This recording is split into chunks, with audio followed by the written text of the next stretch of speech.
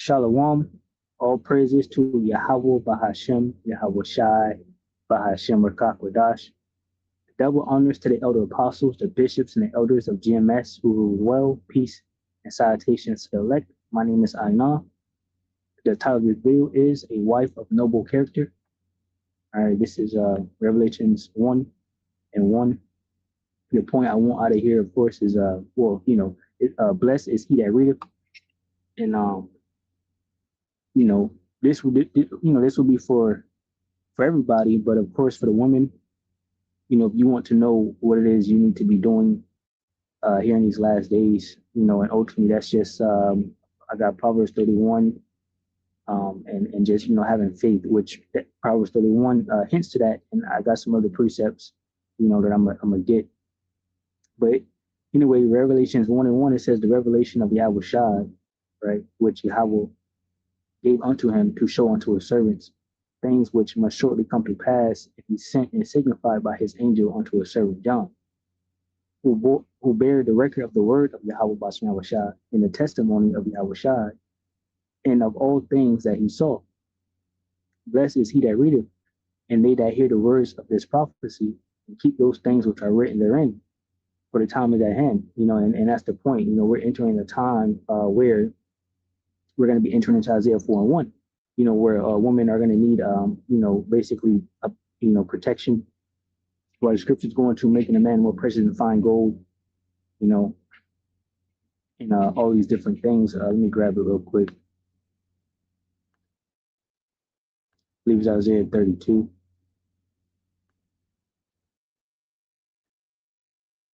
Yeah. Isaiah 32 and 1, it says, the glorious future, behold, a king shall reign in righteousness, and a princess shall rule in judgment, and a man shall be as a hiding place from the wind, and a covert from the tempest, as rivers of water in a dry place, as the shadow of a great rock in a weary land. And ultimately, this is for, some brothers will get, power, spiritual power, right? Women are going to be able to be protected by these men, right? Get Isaiah 30.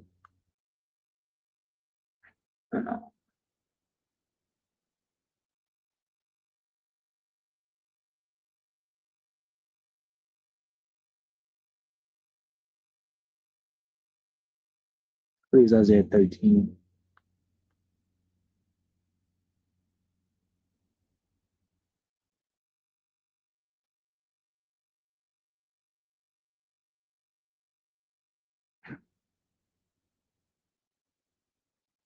Yeah, Isaiah 13 and 12, it says, I will make a man more precious than fine gold, even a man than the golden wedge of Ophir. And, this makes sense. Ultimately, you women will need a man. You will need protection. And the Most High Yahweh Bashman Rashad is setting up men, right, that's following after him to be that protection, because he will protect and cover those men, right? And you need to be covered by those men, and bear children. Right? Scripture say that she shall be saved in childbearing. So when Isaiah 4:1 comes around, you women will be, getting pop, and you will have children, right? And be a part of the multitude to enter into, the kingdom of heaven the first go around. That's why the scriptures talk about making a man more precious than fine gold. All right. This is read this again, Revelations 1 and 3. It says, blessed is he that readeth, and they that hear the words of this prophecy, and keep those things which are written therein, for the time is at hand. All right. And we clearly see, we're measuring the time diligently in itself, right? And we're seeing the signs, right? Prophecy and the things coming to pass, right? The cities are being troubled. Martial law and the Insurrection Act, is upon us. Right? Things are heating up regarding World War III and, MOTB, right? Jacob Trouble and all of these things. So the best thing for you to do is, give diligence to make your calling and election sure, right? Everyone has a role and a part to play. And, you just want to play your role, basically. So a good read will be Proverbs 31, right? Proverbs 31 and 10, it says, who can find a virtuous and capable wife? She is more precious than rubies. Her husband can trust her, and she will greatly enrich his life. She brings him good, not harm, all the days of her life. She finds wool and flax and busily spins it. She is like a merchant ship bringing her food from afar. Right, and you can't really do these things now. You know, as things close down, right? Shops and stores and things like that. So whatever you can do, you do. Says she gets up before dawn to prepare breakfast for her household and plan the day's work for her servant girls. She goes to inspect a field and buys it.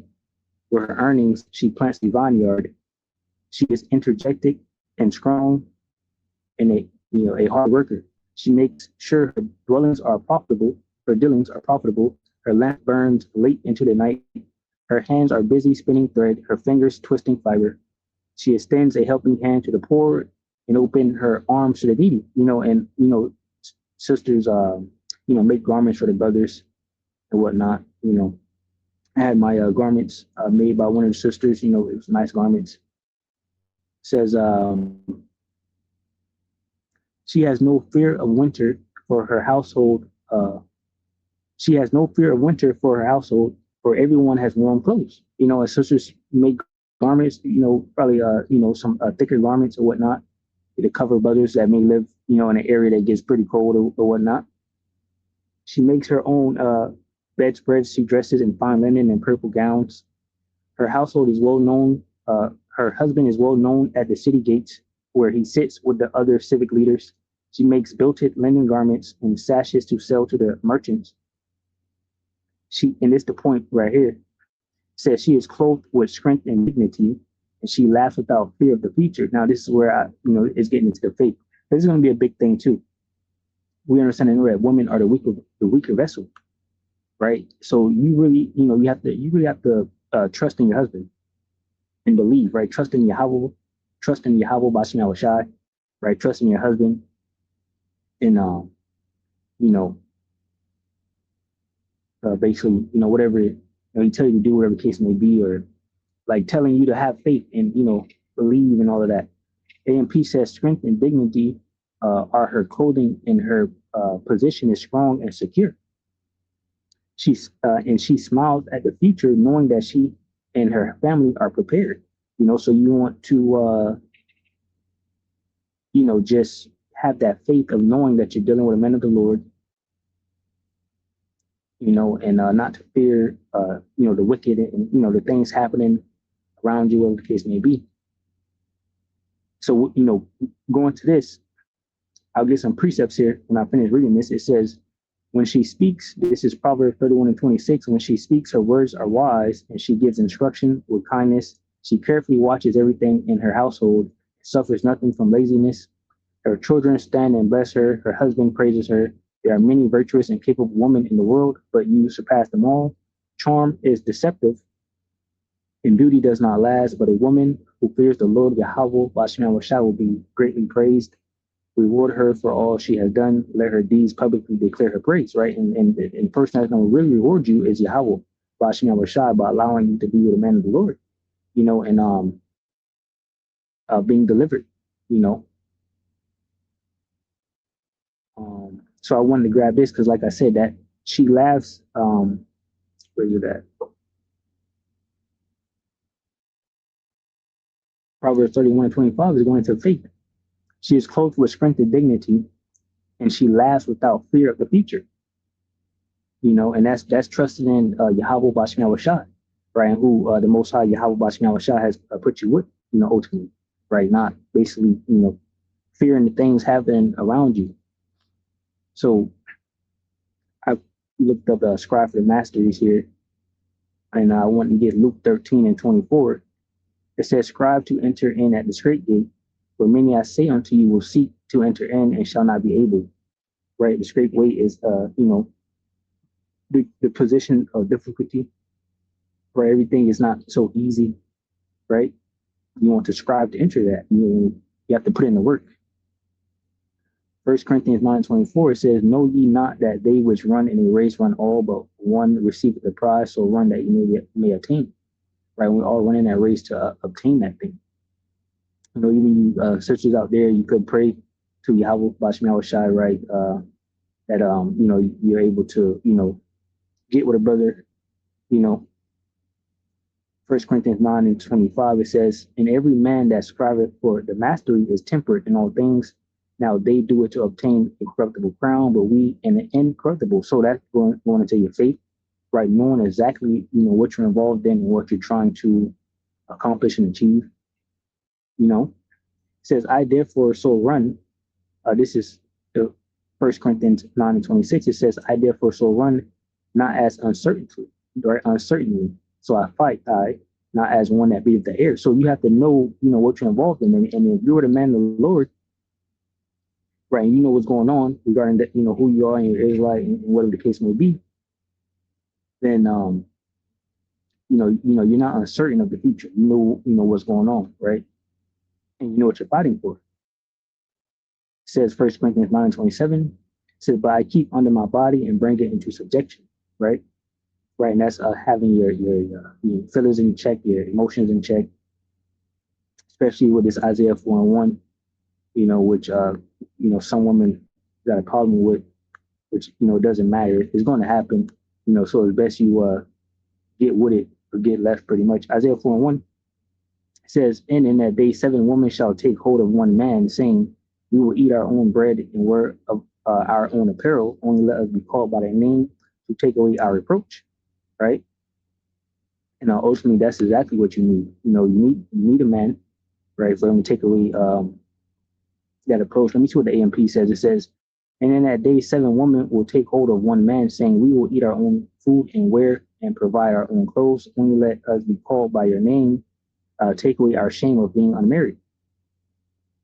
Right, and that starts on this side, right? And it's going to happen. This is Bible prophecy. And I gave you Revelation 1 and 3. I'll read it again. Revelation 1 and 3. "Blessed is he that readeth, and they that hear the words of this prophecy, and keep those things which are written therein, for the time is at hand." All right, so this is what's going to take place. So going back over here, First Corinthians 9:27, it says, "But I keep under my body and bring it into subjection, right? Least that by any means, when I have preached to others, I myself should be a castaway."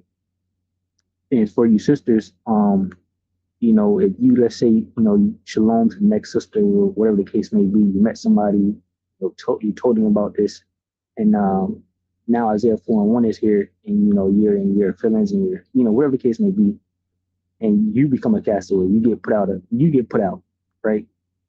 Because the Most High Yahweh Bashar is going to work, His will be done, So you gotta be certain about what you're involved in, and understand it. This is Philippians. Let me see. Philemon. Okay, Philippians 1.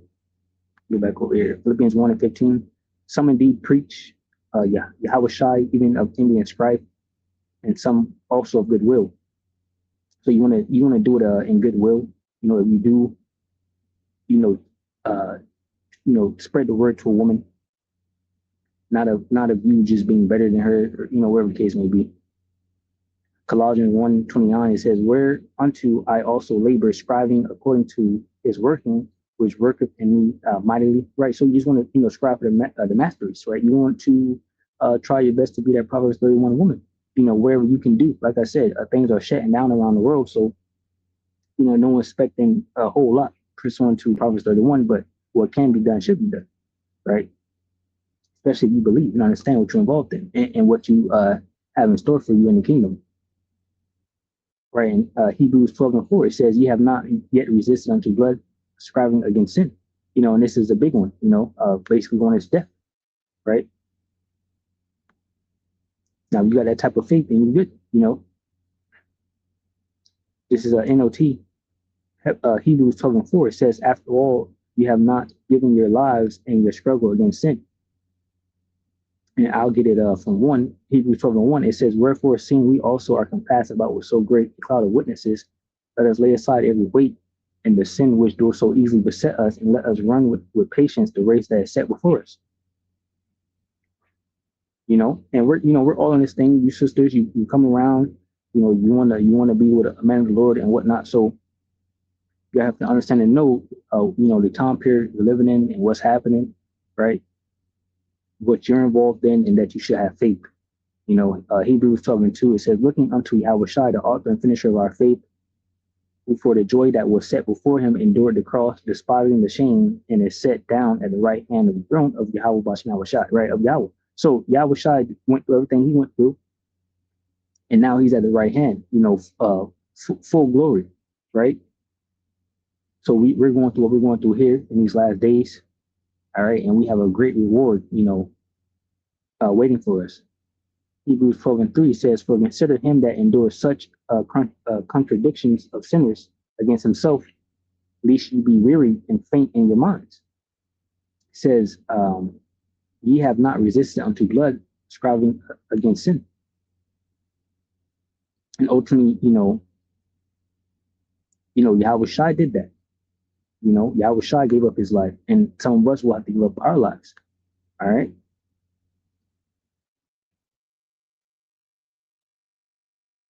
AMP says you have not yet struggled to the point of shedding blood in your striving against sin. All right. So, if it comes to that, it comes to that. But ultimately, just the faith, because when I read this, I said that's faith, So pray for that too. Pray for faith, these last days, pray for, basically increase the mental fortitude, whatever you feel like you're lacking in, pray for it, because we're entering in those times, basically. So Shalom, 2 for elect, which consists of men, women, and children, Shalom.